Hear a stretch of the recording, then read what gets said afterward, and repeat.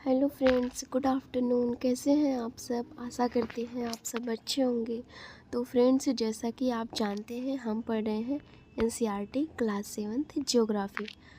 तो इसके पहले हम 6 चैप्टर पढ़ चुके हैं। आज हमारा क्लास 7th एनसीईआरटी का लास्ट चैप्टर है। तो हम देखते हैं, इस चैप्टर का नाम है रेगिस्तान में जीवन। तो रेगिस्तान में जीवन कैसा है, इसके बारे में आज हम पढ़ेंगे। तो चलिए शुरू करते हैं।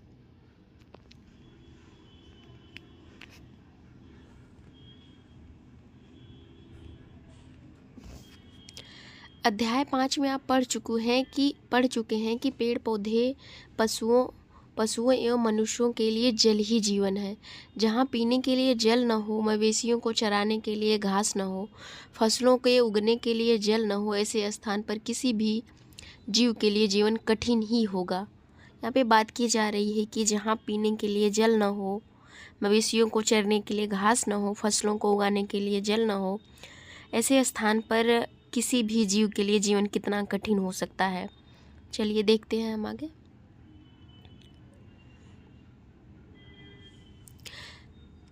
अब हम विश्व के उन स्थानों के बारे में पढ़ेंगे जहां लोग अत्यधिक कष्टकारी तापमान में जीना सीख चुके हैं।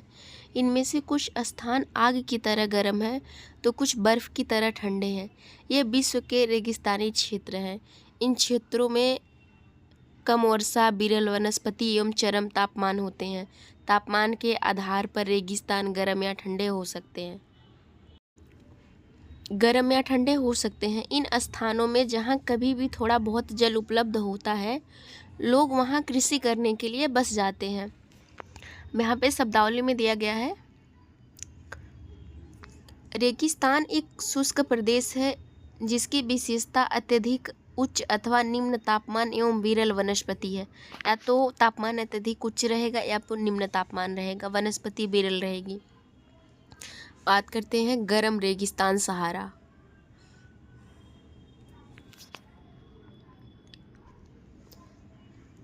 विश्व एवं अफ्रीका महाद्वीप के मानचित्र को देखिए। उत्तरी अफ्रीका के बड़े भूभाग पर फैले सहारा रेगिस्तान का पता लगाइए।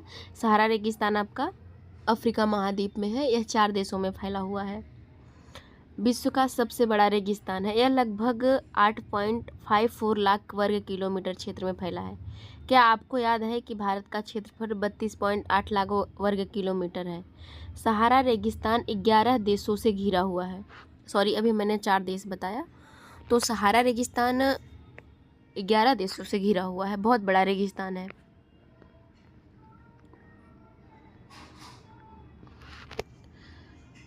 ग्यारह देशों से घिरा हुआ। ये देश हैं अल्जीरिया, चाड, मिस्र, लीबिया, माली, मरीतानिया, मोरक्को, नाइजर, सूडान, ट्यूनीशिया एवं पश्चिमी सहारा। तो ये आप बिल्कुल एकदम रट्टा मार लीजिए, इससे क्वेश्चन आएगा ही आएगा, और क्वेश्चन आ भी चुका है कई सारे एग्जाम में। तो ये देशों के नाम आपको याद होना चाहिए कि सहारा रेगिस्तान कितने देशों में फैला हुआ है। रेगिस्तान के बारे में सोचते समय आपके मस्तिष्क में तुरंत ही रेत का दृश्य उभरता है, परंतु सहारा मरुस्थल बालू की विशाल परतों से ढका हुआ ही नहीं, वरना यहाँ बजरी के मैदान और नग्न चट्टानी सतह वाले उत्थित पठार भी पाए जाते हैं। ये चट्टानी सतहें कुछ स्थानों पर 2500 मीटर से भी अधिक ऊंची हैं। यहाँ पे ये देखिए सहारा रेगिस्तान।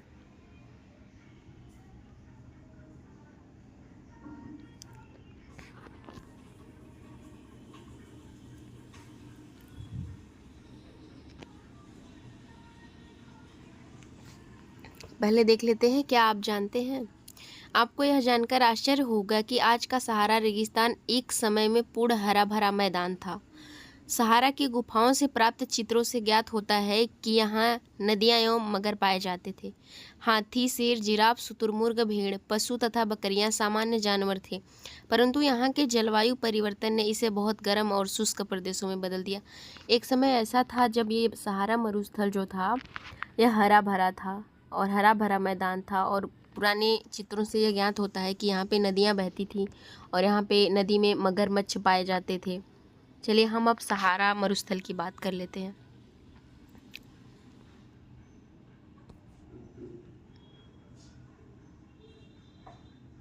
ये है हमारा अफ्रीका महाद्वीप।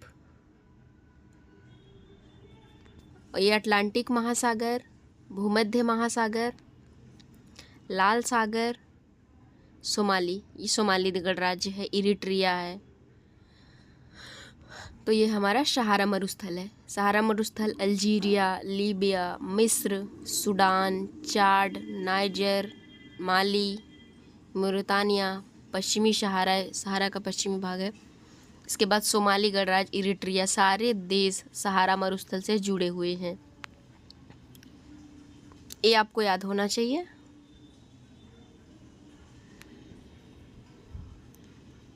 अब जलवायु की बात करते हैं।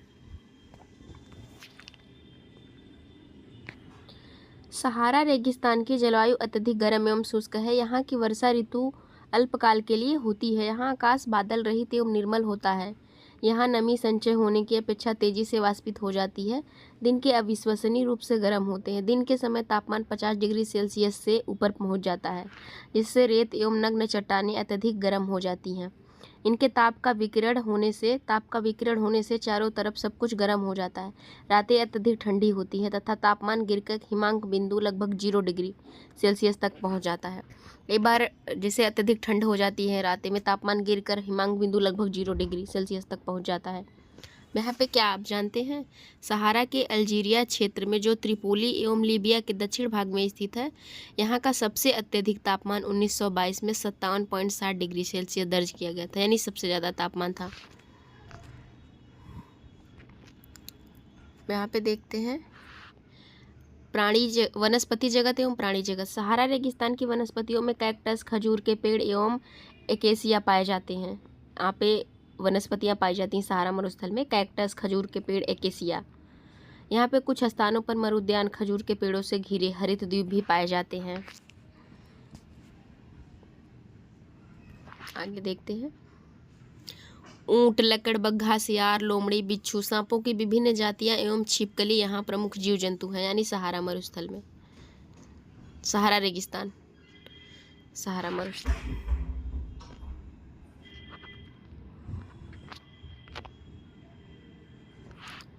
क्या आप जानते हैं, वैज्ञानिकों ने तो यहाँ से मछलियों के कंकाल भी मिले हैं। आपके अनुसार ये क्या हो सकते हैं? मछलियों के कंकाल मिले हैं वैज्ञानिकों को सहारा मरुद्यान से। अब बात करते हैं लोगों के जीवन के बारे में, लोग कैसे जीवन यापन करते हैं।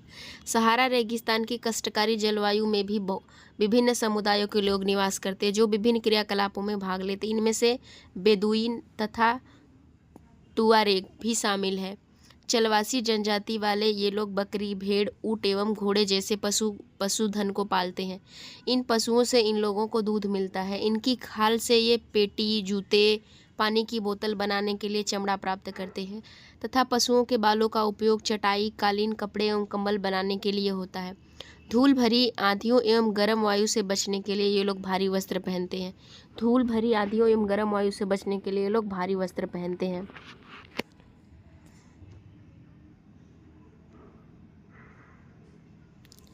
सहारा में मरुद्यान एवं मिस्र में नील घाटी लोगों के निवास में मदद करती है। सहारा में मरुद्यान है वह और मिस्र में नील घाटी है लोगों के निवास में मदद करती है। यहाँ की जल की उपलब्धता होने से लोग खजूर के पेड़ उगाते हैं। यहाँ चावल, गेहूँ, जौ, सेम जैसी फसलें भी उगाई जाती हैं। मिस्र में उगाए जाने वाली कपास पूरे विश्व में प्रसिद्ध है। मिस्र में जो कपास उगाया जाता है वह पूरे विश्व में प्रसिद्ध है।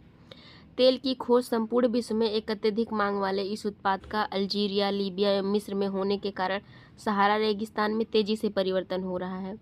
तेल की खोज हुई तो अत्यधिक मांग हुई, जिसकी वजह से सहारा रेगिस्तान का जीवन स्तर में सुधार हुआ, परिवर्तन हो रहा है अभी धीरे धीरे।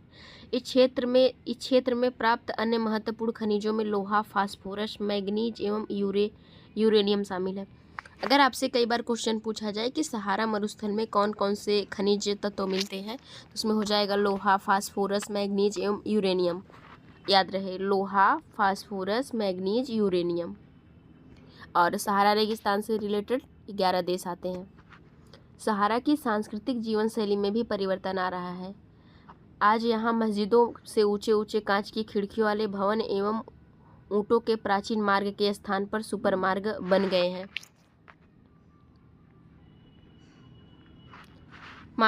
सुपर महामार्ग बन गए हैं।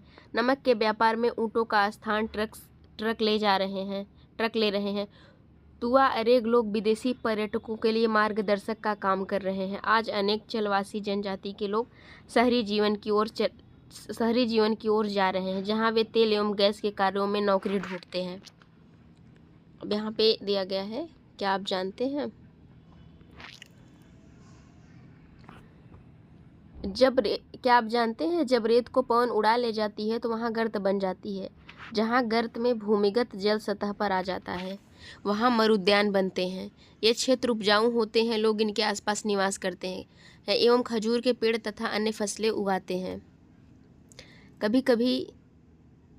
कभी कभी मरुद्यान असामान्य रूप से बड़ा भी हो सकता है। मोरक्को के टैफिलालेट मरुद्यान ऐसे ही एक विशाल मरुद्यान है जो 13,000 वर्ग किलोमीटर के क्षेत्र में फैला हुआ है।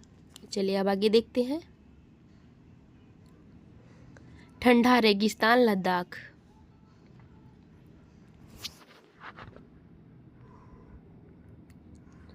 जम्मू एवं कश्मीर के पूर्व में बृहद हिमालय में स्थित लद्दाख एक ठंडा रेगिस्तान है। इसके उत्तर में काराकोरम श्रेणियां एवं दक्षिण में जास्कर पर्वत स्थित है। लद्दाख से होकर अनेक नदियां बहती हैं, जिसमें सिंधु नदी प्रमुख है। ये नदियां गहरी घाटियों एवं महाखड्डागार का निर्माण करती हैं। यानी लद्दाख से होकर अनेक नदियां बहती हैं, जिसमें प्रमुख है सिंधु नदी।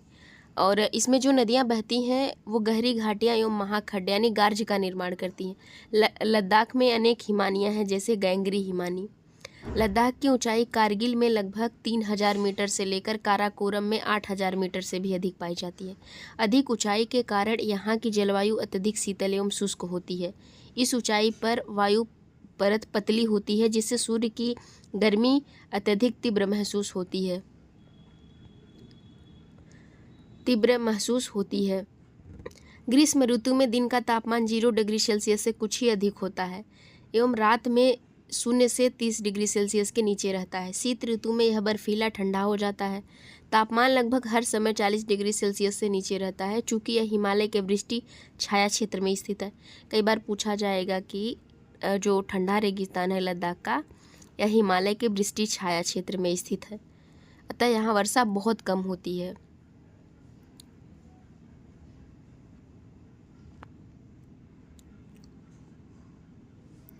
मुश्किल से 10 सेंटीमीटर प्रतिवर्ष। यह क्षेत्र बर्फीला हवाओं एवं तेज जलाने वाले सूर्य का ताप का अनुभव करता है। यह जानकर आपको आश्चर्य होगा कि यदि आप सूर्य की धूप में इस तरह बैठें कि आपके पैर छाया में हो, तो आप एक साथ एक समय में ही उष्माघात एवं तुषार अपघात से ग्रसित हो सकते हैं। इसमें बताया गया है कि पैर आपका ठंडा हो, नीचे ठंड हो और ऊपर से आपको धूप लग रही है, तो आपको तुषार अपघात हो सकता है, ग्रसित हो सकते हैं।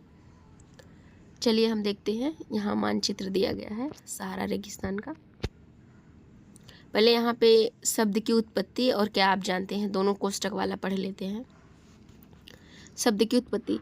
लद्दाख शब्द 2 शब्दों से मिलकर बना है। ला का अर्थ है पर्वतीय दर्रा, दाख का अर्थ है देश, यानी पर्वतीय दर्रा वाला देश लद्दाख।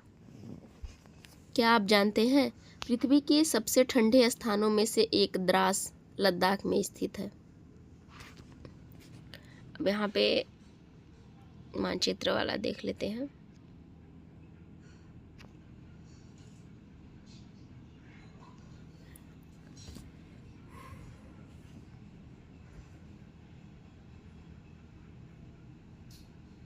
ये हो गया आपका लद्दाख श्रेणी, इसी की बात हो रही थी। यहाँ पे जम्मू कश्मीर हो गया। जम्मू कश्मीर की राजधानी श्रीनगर है। इधर से पाकिस्तान सीमा लगती है, इधर से चीन, इधर से अब ये आपका हिमाचल प्रदेश है। रोहतांग दर्रा, बारालाचाला, तो कई बार हिमाचल प्रदेश में ये बारालाचाला और रोहतांग दोनों दर्रे पाए जाते हैं। जो जिला दर्रा पाया जाता है जम्मू कश्मीर में। और उसके बाद ये है कारगिल, गिलगित, सियाचिन हिमनद, ये सियाचिन ग्लेशियर है। यहाँ से यही नदियाँ, जैसे सिंधु नदी बह रही है, श्योक नदी, इंडस नदी, तो इसी पार्टिकुलर क्षेत्र के बारे में बात हो रही थी अभी तक। अब यहाँ भी हम देखेंगे, क्या आप जानते हैं, पहले कोष्टक में पढ़ लेते हैं। क्या आप जानते हैं लद्दाख को खा पा चान भी कहते हैं, जिसका अर्थ होता है हिम भूमि। क्या आप जानते हैं चीरू या तिब्बती एंटीलोप एक विलुप्त प्राय जीव है, जिसका शिकार शहतूत नामक इसके ऊन के लिए होता है, जो वजन में हल्का एवं अत्यधिक गर्म होता है। चीरू या तिब्बती एंटीलोप की बात हो रही है, शहतूत नामक ऊन के लिए होता है। अब हम बात करते हैं प्राणी वनस्पति जगत एवं प्राणी जात।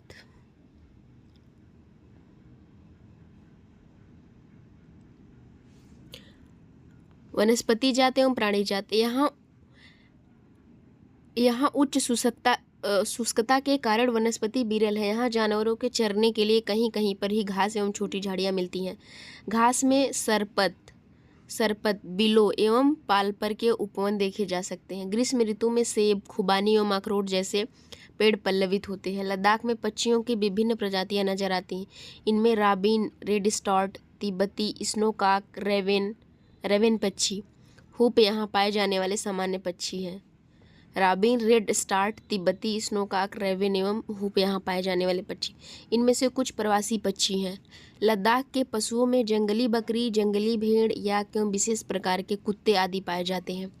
इन पशुओं को दूध, मांस एवं खाल प्राप्त करने के लिए पाला जाता है। याक के दूध का उपयोग पनीर, मक्खन बनाने के लिए होता है। भेड़ एवं बकरी के बालों का उपयोग ऊनी वस्त्र बनाने के लिए किया जाता है। अब यहाँ के लोगों की बात करते हैं।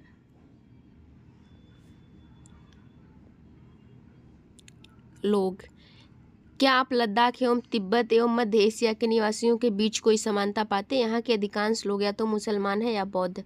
वास्तव में लद्दाख क्षेत्र में अनेक बौद्ध मठ अपने परंपरागत यानी गोपा के साथ स्थित हैं।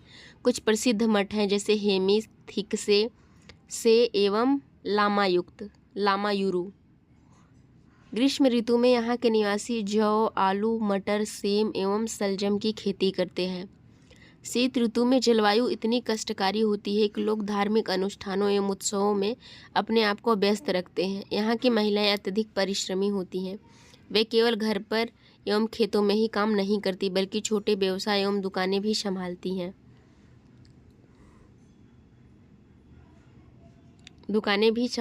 लद्दाख की राजधानी लेह सड़क एवं वायु मार्ग द्वारा भली भांति जुड़ी हुई है। राष्ट्रीय राजमार्ग 1A लेह को जोजिला दर्रा होते हुए कश्मीर घाटी से जोड़ता है। N1A यह राष्ट्रीय राजमार्ग लेह को जोजिला दर्रा होते हुए कश्मीर घाटी से जोड़ता है। क्या आप हिमालय के कुछ अन्य दर्रों के नाम बता सकते हैं? तो आप कमेंट बॉक्स में हमें बताइएगा।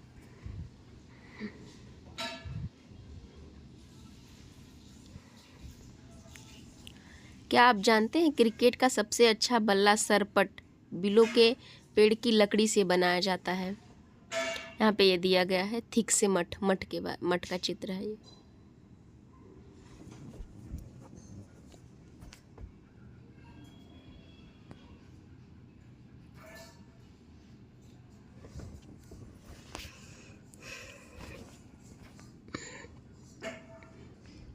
यहाँ का मुख्य क्रियाकलाप पर्यटन है। देश विदेश से अनेक पर्यटक यहाँ पर्यटन के लिए आते हैं। गोपा दर्शन, घास के मैदानों और हिमनदों की सैर एवं उत्सव तथा अनुष्ठानों को देखना यहाँ के प्रमुख पर्यटक आकर्षण है।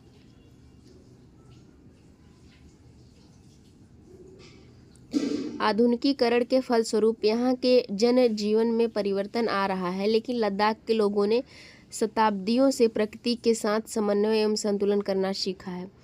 जल एवं ईंधन जैसे संसाधनों की कमी के कारण आवश्यकता अनुसार एवं मितव्ययिता से ही इनका उपयोग करते हैं, कुछ भी व्यर्थ नहीं करते हैं। अब यहाँ क्या आप जानते हैं मनाली लेह राजमार्ग 4 दर्रों से गुजरता है। मनाली लेह राजमार्ग 4 दर्रों से रोहतांगला, बारालाचाला, लूनगा लाचाला एवं टंगलंगला। यह राजमार्ग केवल जुलाई से सितंबर के बीच खुलता है, जब बर्फ को मार्ग से हटा दिया जाता है। मनाली लेह राजमार्ग ये पूछा जा सकता है, इंपॉर्टेंट क्वेश्चन है। अब यहाँ पे कुछ अभ्यास प्रश्न दिया गया है। क्या है कि विश्व में कौन से 2 प्रकार के रेगिस्तान पाए जाते हैं? तो एक ठंडा रेगिस्तान, एक गर्म रेगिस्तान।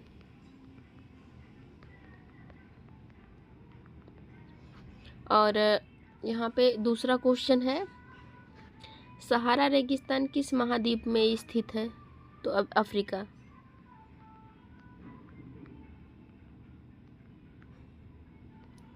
अफ्रीका महाद्वीप में स्थित है। लद्दाख की रेगिस्तान की जलवायुगत परिस्थितियाँ क्या हैं? लद्दाख में पर्यटकों के लिए प्रमुख आकर्षण क्या है? किस प्रकार के वस्त्र पहनते हैं? लद्दाख में उगने वाले पेड़ों के नाम बताइए। तो ये आप एक बार PDF से पढ़ लीजिएगा, PDF से या फिर बुक्स में दिया गया है, आसानी से मिल जाएगा। तो अब हम देखते हैं सही उत्तर का चिन्हित करना है इसमें। सहारा अफ्रीका के किस भाग में स्थित है? तो इसका हो जाएगा उत्तरी भाग में स्थित है। सहारा किस प्रकार का रेगिस्तान है? गर्म रेगिस्तान है। लद्दाख रेगिस्तान के अधिकांश निवासी बौद्ध एवं मुसलमान हैं।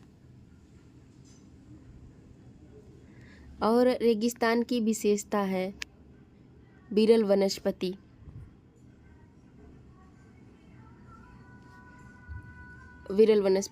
लद्दाख में हेमिस प्रसिद्ध है, बौद्ध मठ। उसके बाद मिस्र निम्नलिखित फसल के लिए प्रसिद्ध है, कपास के लिए। कपास विश्व में प्रसिद्ध है मिस्र का।